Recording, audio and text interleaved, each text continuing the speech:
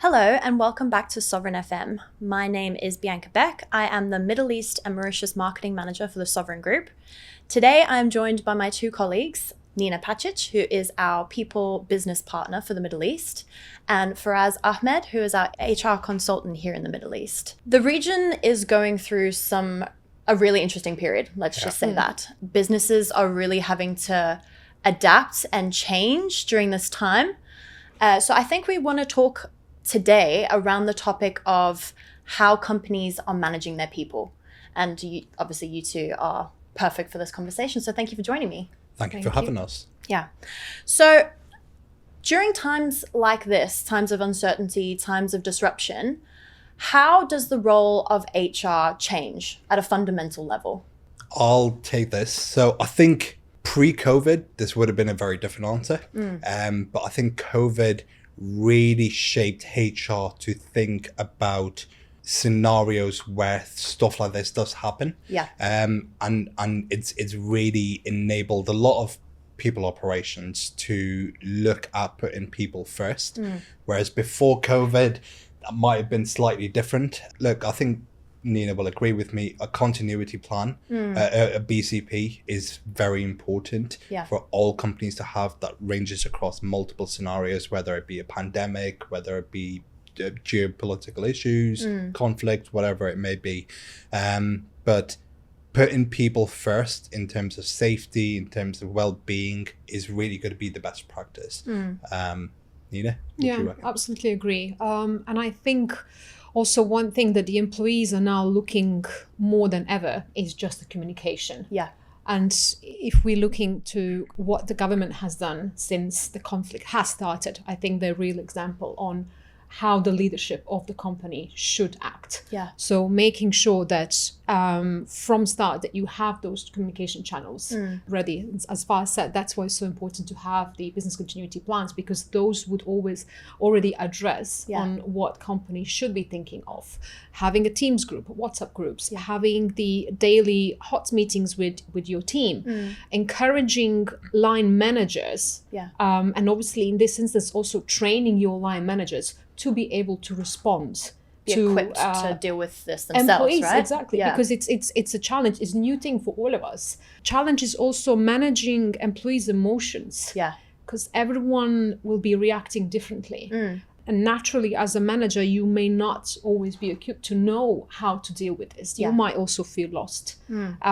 So I think, yes, communication is also very important, I would say, in addition to everything that Faraz has listed. Okay. Yeah. So from people that are in positions like yours, HR leaders, what should they be prioritizing? I think you touched on that a little bit, but from your level, obviously, you know, HR leaders, you know, embed things into companies and work with management. So what would you say should be the priorities? For me, like what the role that HR has taken with the current conflict, but in general, whenever there is uncertainty, is essentially for me, they're presenting the bridge between the senior management, the C-suites, and the rest of the employees. So we are there to make sure that the correct communication is shared with the employees, that we have resources, as far as I said, to put employees in the first place. So what can we offer to our employees? How can we support them in this time? Yeah. That's why we've noticed that even a lot of insurance brokers, a lot of companies are offering a lot of wellness events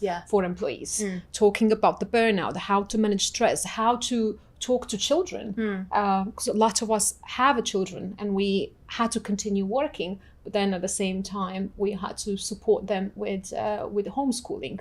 So try to provide them more support from the well-being point of view. And I do feel that that is certainly one thing that will stay with companies even after after we all go back to normal. I think there will still be expectations from employees to provide them that level of support. Yeah.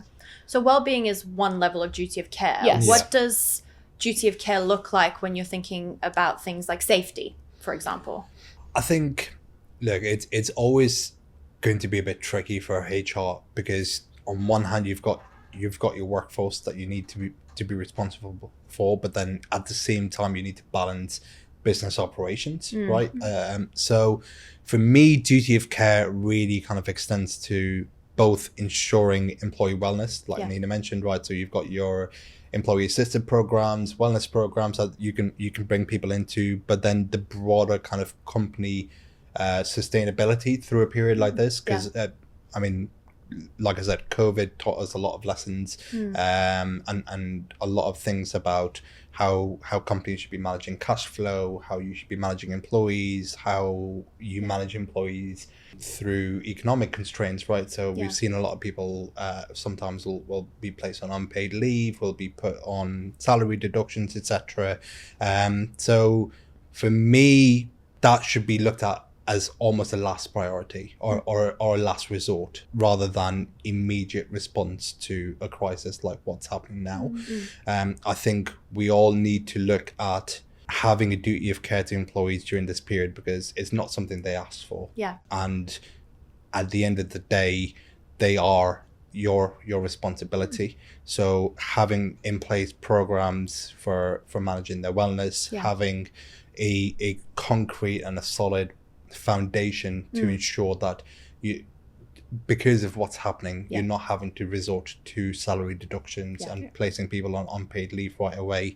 That for me is probably the main part of duty of care towards employees. What does duty of care look like as like a situation like this develops, where actually we're in a transitional phase now where lots of people are returning to the workplace and they're back in office towers, and they're, you know, you've got half a team that's maybe here and some still away with their children, or, you know, that they've chosen to leave for a period of time.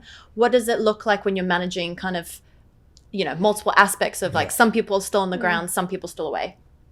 I think there are a few things that we need to look at when we're talking about this. As you said, we might have people coming into the office, but we still might have people working remotely. So if we're looking first into employees that are working from the offices, as a kind of HR professionals and leaders, we need to make sure that it's safe to come back to the office, that we have a procedure in place and detailed policies on what we need to do in case there is the system alarms that, you know, we need to maybe move from the windows, or if we need to evacuate. So it's very important to have very proactive approach and be ready, rather than wait that something happens and then panic and figure out what to do. So making sure you have your fire wardens, you have your first aiders, you have a detailed policy, and everyone has evacuation the plans, all that kind of stuff, right?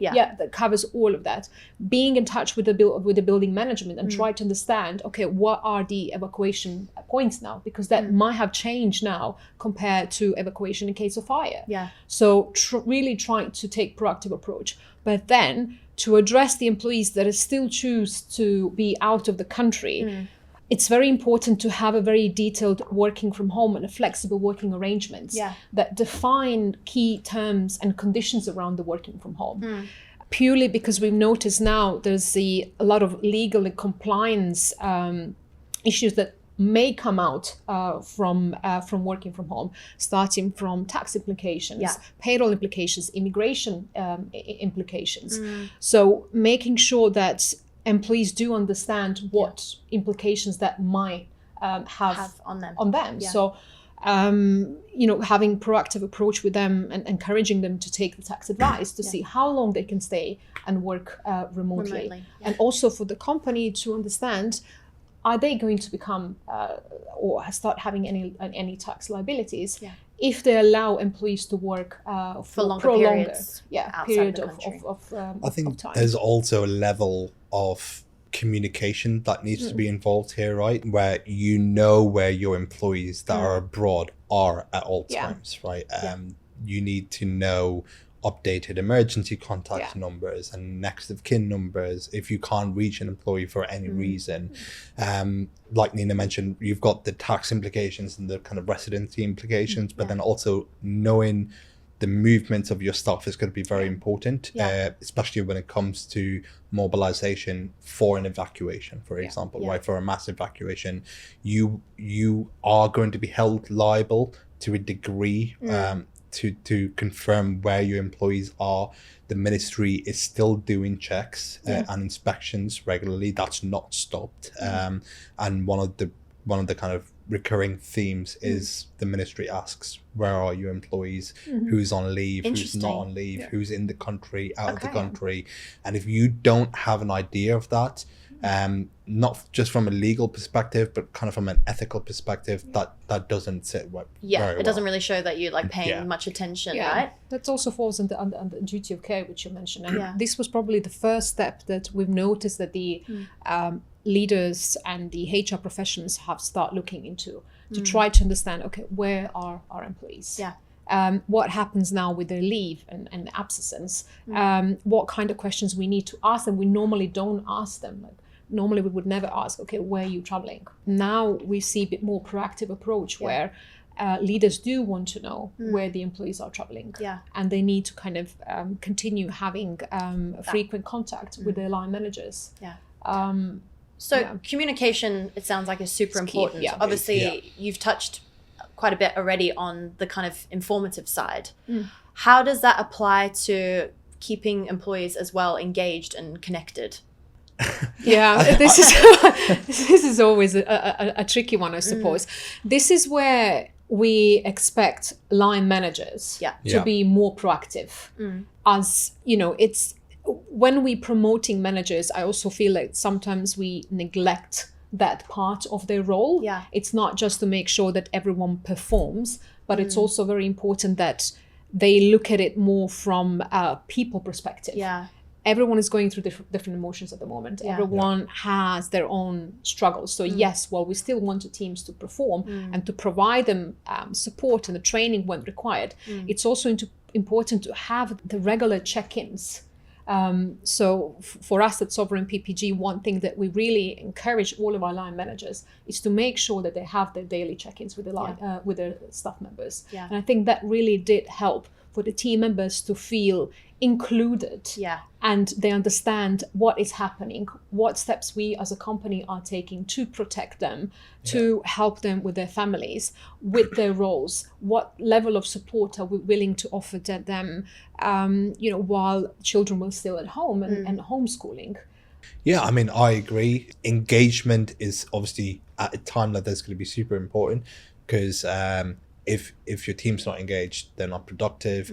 And I mean, we all know what happens with lower productivity. I think one of the other things that I've seen a lot of companies and a lot of line managers doing as well is staff lunches or little get-togethers, even if it's a virtual get-together, where it's, let's forget about work. How are you guys doing? What are you up to? What are your family like the up personal to? touch Exactly, points, right? So Not a just, personal touch, especially in a time like this, is going to be very important. And an ethical line manager with that kind of human touch and ethical leadership qualities is really going to stand out in ensuring that your staff remains engaged, especially during a period like this.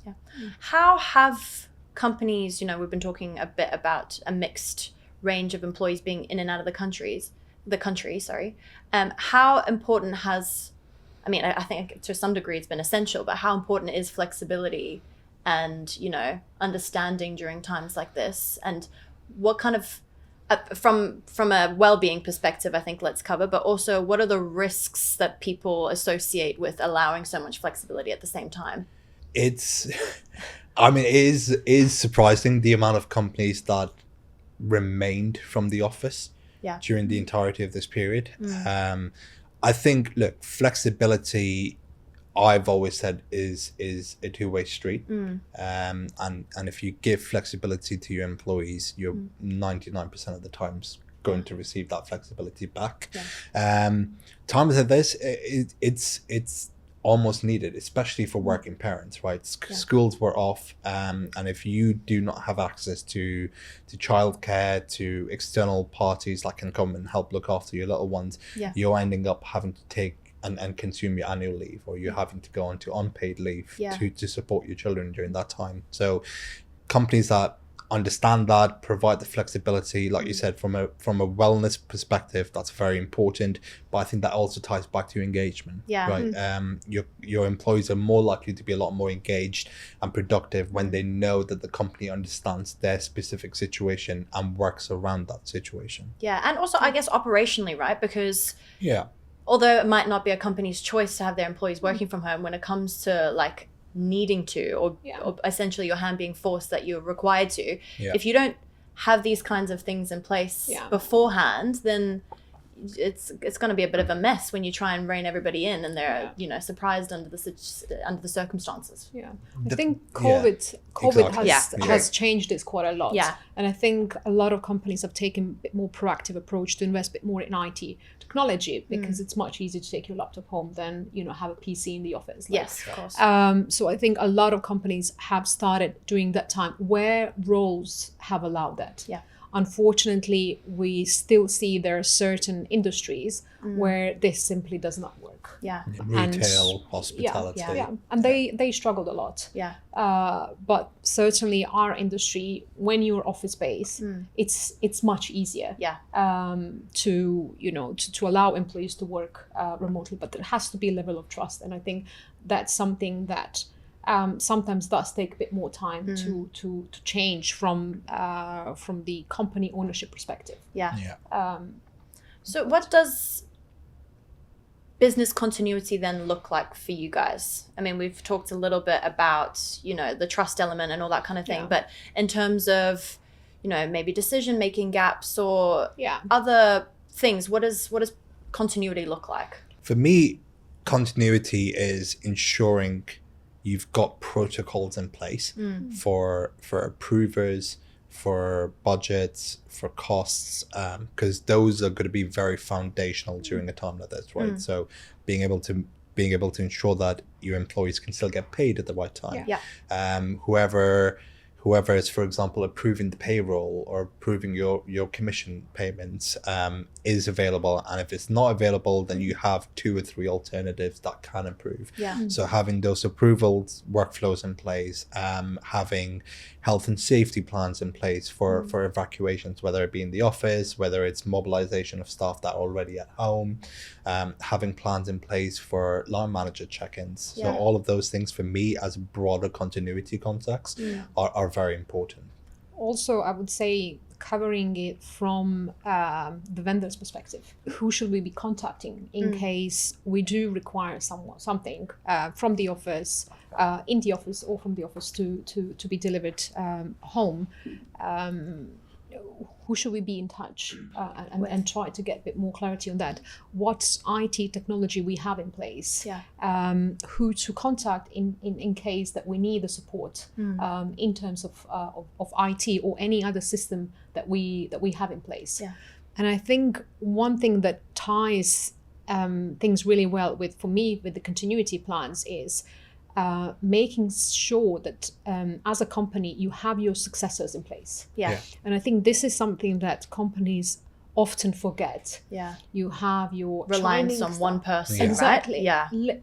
So many clients of ours that we engage with, we get calls. I was like, oh my God, my shining star is leaving us. What do we now? What do we do now? How do we move forward?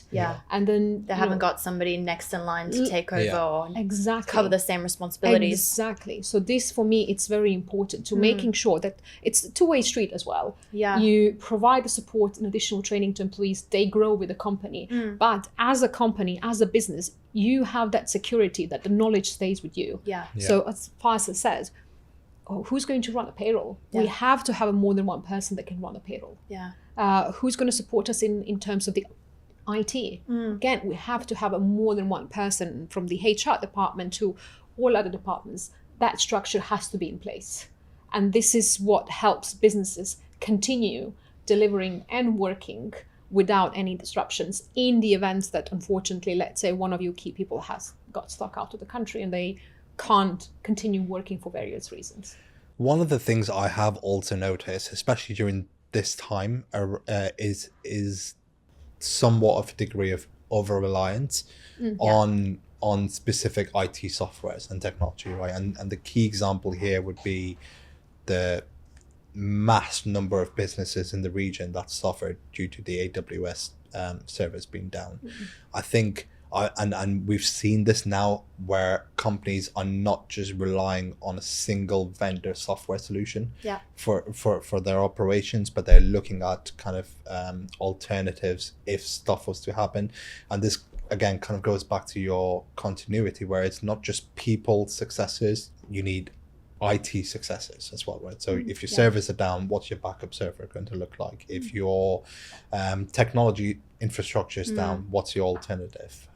Those are going to be important, and having those in your continuity in terms of key POCs, who to contact when something happens with your servers or if something happens with your IT infrastructure, who is an alternative solution that can really quickly turn things around. That's going to be very important. That's quite interesting, because I think you don't often, well, this is just from my perspective, the people that are more on the back end kind of running the business, you might think in a situation like, oh, my top sales guy or that kind of thing, but there's like essential back end functions that a company cannot function without. Yeah. A little side note to this question, because we're talking about business continuity. If a company, you know, feels like they've been struggling during this time, and maybe their HR processes or their policies and stuff like that are not up to date as they should be, what are some of the things that, looking forward now in terms of policies or procedures, should they prioritize? Maybe just name a few.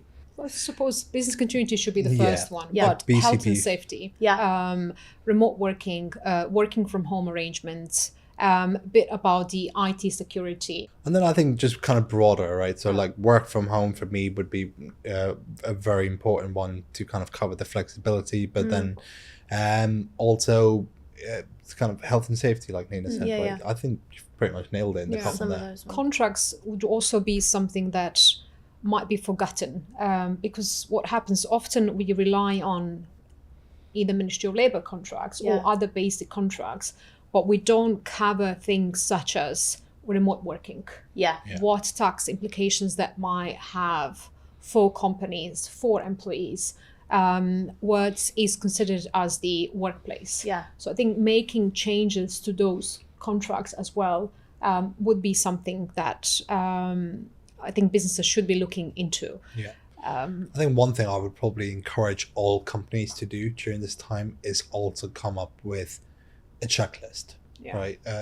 And a checklist, like it does in many aspects of life, is going to be helpful for if something happens again, if a specific event occurs, what are the step-by-step things that we need to do to ensure our staff remain safe, our business remains operational, and things go on as they should. Because in the absence of a checklist, in the absence of a guided SOP, there is going to be a lot of chaos. And in that chaos is very likely where you will start losing your star employees, and you will start seeing salaries being delayed because approval workflows aren't in place, and people are just scattered. So I think that's a checklist is something that I think all businesses should be encouraged to have. And that can be part of your continuity plan. And it's always good for employees as well to, I think a BCP shouldn't just be reserved for the leadership to look at.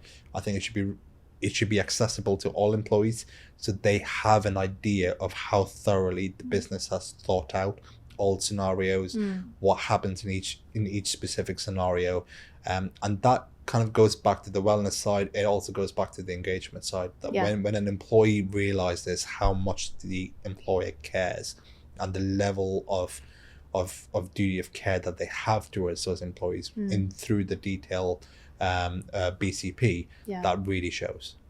Just going back to that point of well-being and wellness for employees, how has this, you touched on it a little bit, but how can companies help all their employees, but also, like you mentioned, line managers, kind of cope with stress? And, you know, how important is being sensitive as well during this time to, you know, some people will be like, oh, it's not that big of a deal, I, you know, experienced something way worse, or somebody might be experiencing this for the first time. So you must have a varying degree of people at different emotional phases and dealing with it differently, right? So what kind of things can companies do to help manage that stress?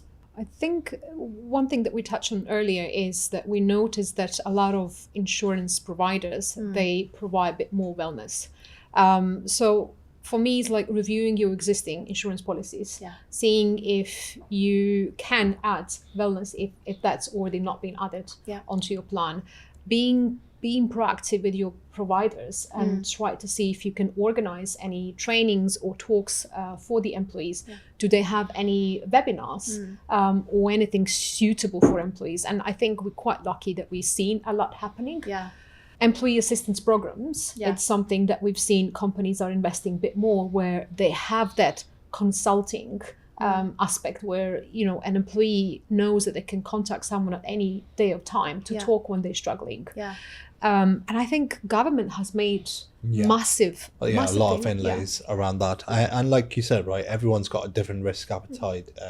That someone who will be completely fine with the situation that's going on, whereas you'll have someone that's probably on the verge of a mental breakdown. But yeah, I think, look, EAPs, because they're not a mandatory thing, right, and it's open and accessible to everyone, I think that's important, but also stressing the confidentiality of those sessions, that's very important, because you don't want your quote unquote dirty laundry to be aired right around the office. So knowing that you have access to a professional that's there to help you, and it's confidential, it's not talked about even with your HR, for example. But I think also equally important is having your line managers there for you, right, to show you a sensitive kind of touch. Buddy programs, that's another thing that I've seen a lot of companies do have, and especially in a time like this where you have that one specific buddy in the office, especially larger companies that you can rely on, that you can talk to, that you can kind of you're one person to check in with and make sure that they're doing right. So a lot of, I mean, line managers, you're not naturally inclined to open up to your line managers, whereas a buddy you're more likely to open up to. I think also for line managers, I think naturally next steps should be investing a bit more into line managers trainings to teach them how to cope with the stress. In UAE there is the first aid for mental health training now available, which is just mind-blowing how much information you actually can get and how you should talk to person if you recognize first signs. So either is that having a public resource? No, it's normally it's paid. So initially, I think it started in Australia years ago, and now there's, I think, 90 plus countries that have implemented this. And in UAE there is one, the Lighthouse is the provider for this training, and I actually attended it on Thursday, Friday, and like I got a lot of information and a lot of ideas on what we can do next for our line managers, how we can train them to recognize those first signs of either burnout or the stress or anxiety, and some kind of meaningful questions that we should be asking employees to help them go through this. Because I suppose if you're dealing with your version of what's going on, and then you've got maybe 3, 4, 5 up employees reporting into you their feelings, that's a lot to manage, right? And this is what we noticed, that some line managers at the beginning everything was fine. It was like, oh yes, we're going to have our daily check-ins, we do it, I don't know, 8:30 a.m. in the morning, we're going to do second one at 4 p.m. just to make sure everyone is fine. But those check-ins end up being conversations, because in UAE we all come from somewhere. We might have a family here, or what we might be living alone here.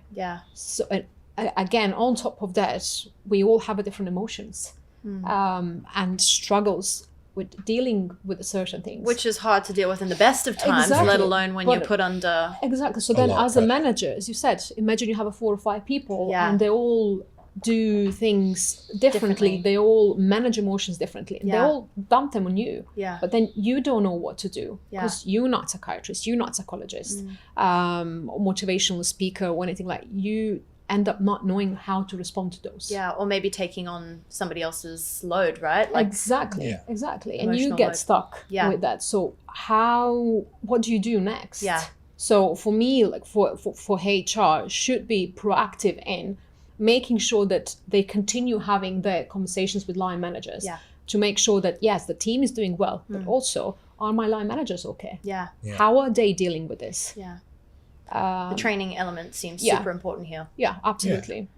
And you mentioned that there's like a lot of work that the government are doing to kind of, keep things calm, and they've done a brilliant job of like providing true, accurate information. Yes. Yeah. So how, we've seen examples, I think, over this time period where it hasn't necessarily been dealt with very well, where employees will, go off on some rant about something. How important is it for companies to really help their employees understand that misinformation can really be damaging?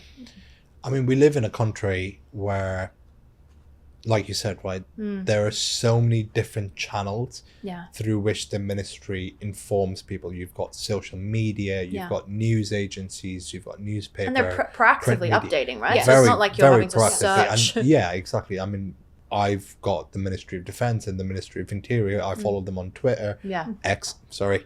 I'm still one of those old people that call it Twitter. And that was my source of truth.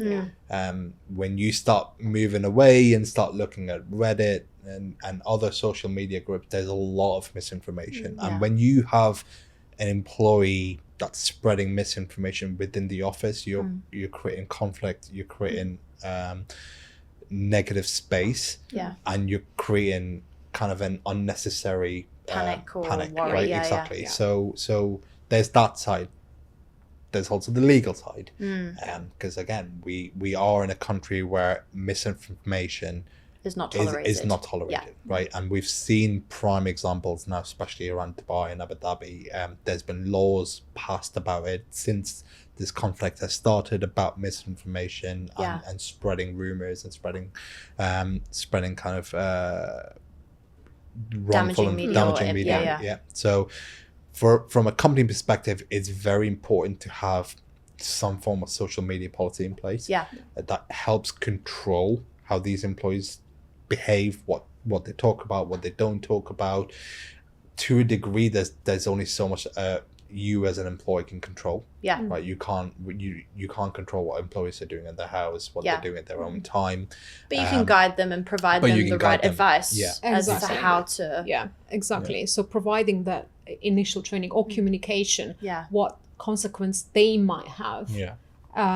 Should they be sharing misinformation? But then from the company perspective, in cases as Faraz said, like when you might have employees sharing misinformation between other employees, this is where for me the HR and the leadership of company need to be very strict in what is allowed when it comes to communication coming in. Where do we get the source of information and sharing that with the rest of the team, so there's no space for panic. There's a proved source of information which is going to be followed between all employees. I mean, at the end of the day, we all get the information from I suppose the same sources here. But obviously, like any social media, you might have people that are panicking, sharing misinformation. And also what we've noticed, there is a lot of misinformation shared out of the countries. And we all come from somewhere. So we get bombarded like, oh my God, is everything okay? Like we saw this and that. And like, that's not real. Exactly. In some instances, there were all videos of some, fires that happened 2-3 years ago in some areas, and they're presenting it as something that's currently happening. And kind of trying to manage that as well. But yeah, for me, clear communication, what's accepted, what's not accepted. The social media policies need to be detailed enough. There has to be approval in places, in a sense of if someone is invited to attend a podcast, radio stations, TV stations, there has to be some level of the approvals in place of what is allowed, what's not allowed to share. I think very similar to that, and kind of in line with that, is most companies are going to have a lot of people of different political views, religious views, right? Naturally. And limiting those types of conversations from happening in the office place and in the workplace is also very important. And we've seen that, especially now, where there can be a divide between political views, right? But letting that come through into the office is, again, it's just going back and creating a lot of conflict. It creates a level of animosity that you shouldn't really be having in a workplace. So code of conduct policies, right? And creating that safe work environment, right? So making sure that appropriate conversations that are happening in the office. Exactly. Okay, so as we wrap up, I'd like to hear just a final thought from you, both on how you feel. What piece of information or piece of advice would you encourage employers to take forward when planning for times of uncertainty or times of disruption? I would say, I mean, the few things, but the first, I suppose the key thing here is try to be compassionate to your employees and have an understanding what they're going through and try to provide them with a level of support that they need, we all need at times like this. And obviously, in addition to that, make sure that from the compliance and the legal point of view, you are covered, your business is protected in a sense of that you have appropriate policies in place. Yeah. I think I echo the same thing. A lot of businesses in this time have chosen to look at business first, people next, or people last. And I think the opposite is the best approach. If you look at it from a perspective of people first, employee well-being first, employee safety first, you're going to see the longer term benefits.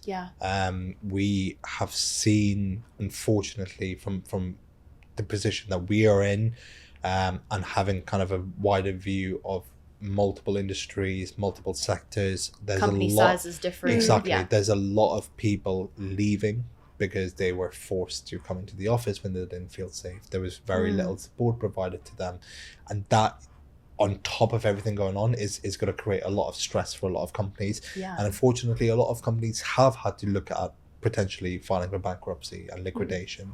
So if you focus on your staff and you take the approach of employee first, the benefit ultimately is going to be for the company.